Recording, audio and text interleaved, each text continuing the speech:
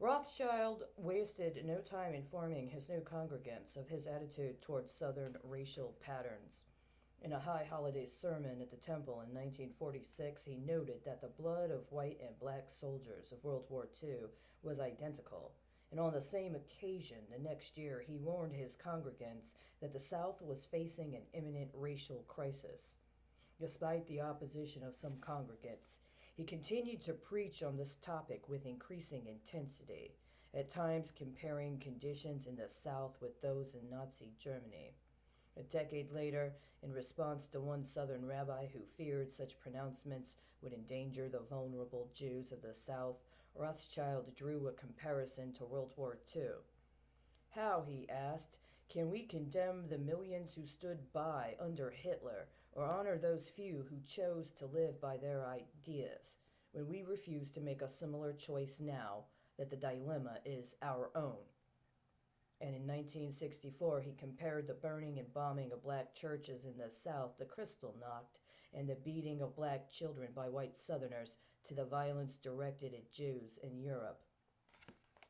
Rabid segregationists and neo-Nazis detested Rothschild, and they bombed the temple on October 12th, 1958, destroying the religious school, assembly hall, and offices.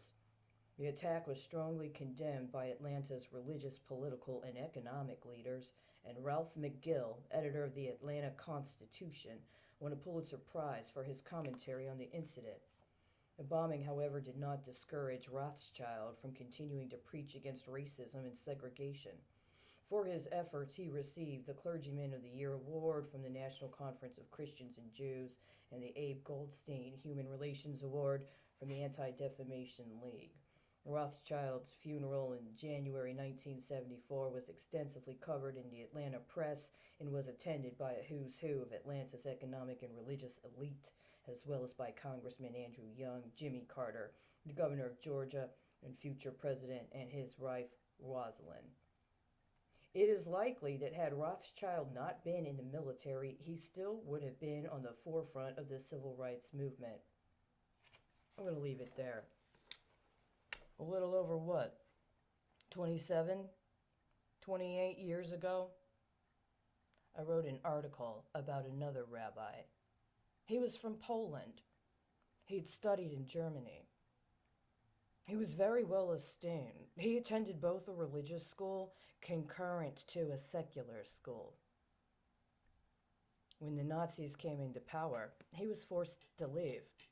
He was fortunate that he had access to a means by which to get to the United States based on a family member, but he left behind his 3 sisters.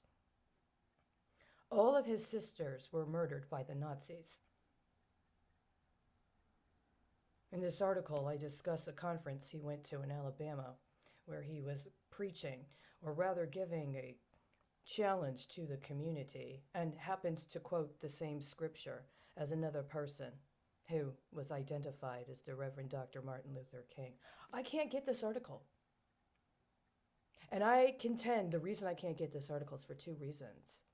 Because that article would have been considered to be in lineage with a history of a community connected to and committed to civil rights struggle in Chicago that was allowed to be occupied and set up for covert operations because it happened to be in geographic proximity to the private property of a man who got elected to public office.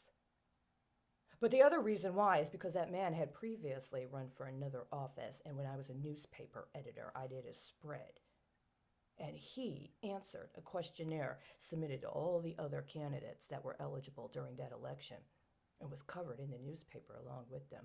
I contend that the way I laid out the coverage of that election and presented information inspired somebody that had some sort of visual understanding of architectural significance.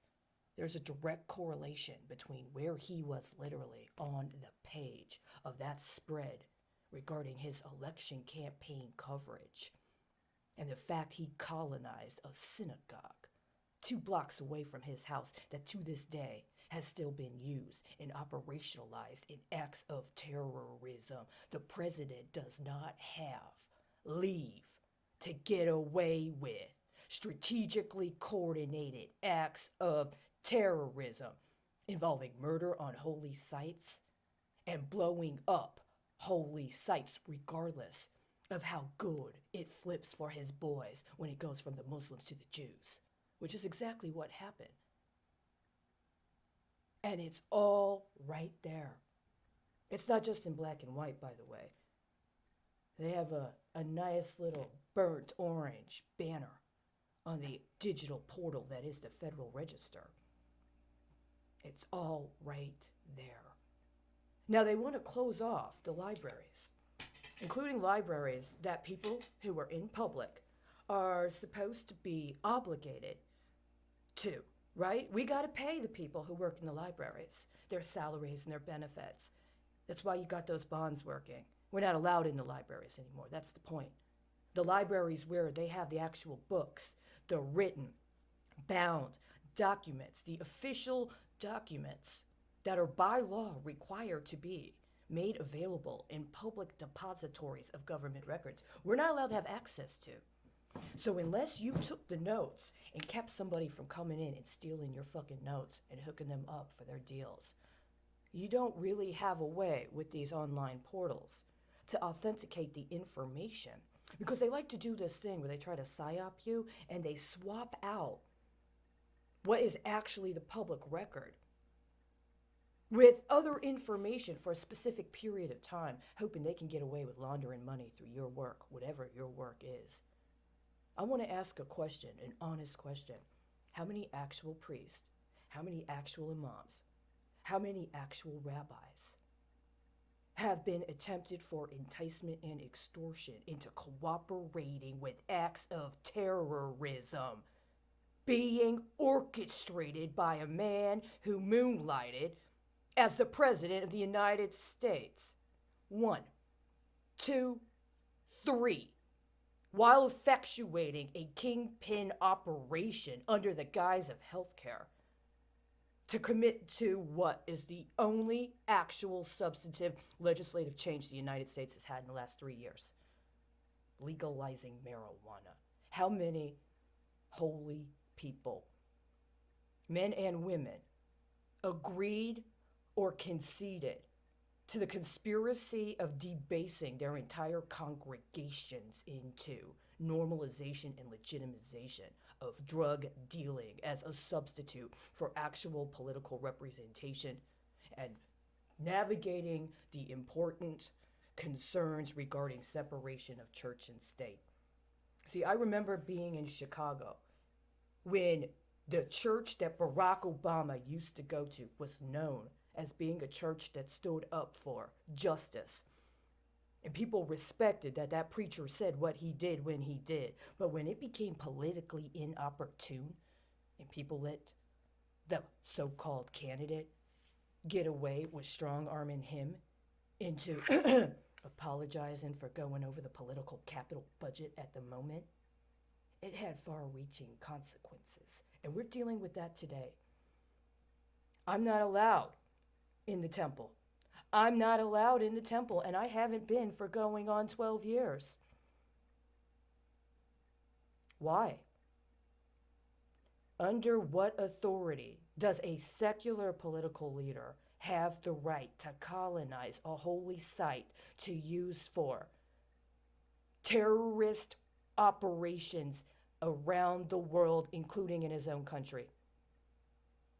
It's a very direct question. Do you have a concern that it can't be proven as a point of fact? It already has. And it's proven every day you refuse to speak up about it. I don't know why the mayor of Chicago let him do it. I don't know why the Secret Service let him do it. I don't know why the people at the congregation let him do it, unless it is literally terrorism. And the terrorism was so comprehensive, he literally intimidated an entire city, an entire community, into keeping silent while he claimed them as his assets and use them as he wished. Because that's exactly what's going on a global scale right now. And your refusal to stop him has aided and abetted it.